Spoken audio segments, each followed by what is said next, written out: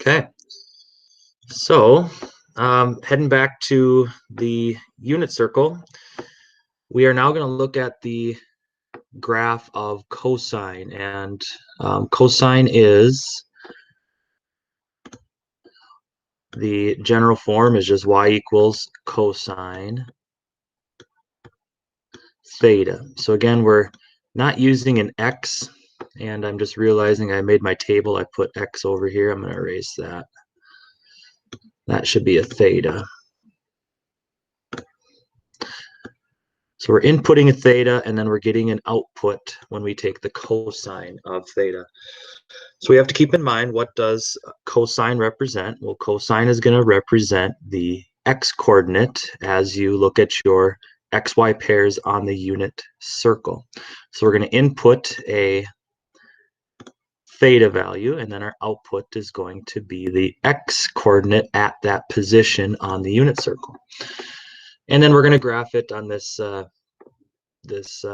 theta y-axis up here once we start finding those pairs. So starting with 0, so when theta is 0, so 0 radians, I'm looking now at my x-coordinates. So when theta is 0, my x-coordinate is 1. Now remember, this y just represents the output. The output is what happens when you put cosine of 0. Your output is going to be that coordinate of 1. So even though it's an x-coordinate on the unit circle, it represents the output of the function.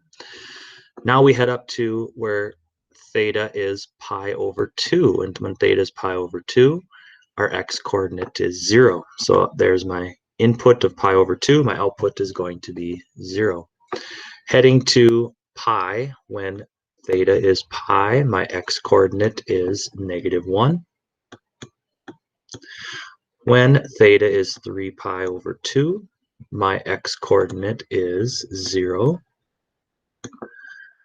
And when theta is 2 pi, going all the way back to the beginning, again, 0 and 2 pi are the exact same coordinate, so that would be a 1 again. So I end up at a 1. So you'll notice that the cosine graph is going to look similar. It's going to have that periodic look, but the way that it starts is going to be different than how the sine starts. So in sine, what we did last time was at theta equals 0, your output, your y value at that point was 0. Well, now when we start at theta 0, our x-coordinate at that point is a 1. So it's very similar to before. We're going to make our amplitude on our y-axis, and then on our theta axis, I'll make a 2 pi right here. I don't know why that changed back to red. I didn't want that, but I'm just going to go with it. This is where pi would be, halfway between 0 and 2 pi. This is going to be half of pi, which is pi over 2. And then this is going to be between pi and 2 pi is going to be 3 pi over 2. And I'm going to graph it in blue just so it sticks out a little bit. So when theta is 0, and remember this is going to be my theta axis right here. So that's no longer your x-axis, it's called your theta axis. That's what we're inputting. We're inputting angles into these functions.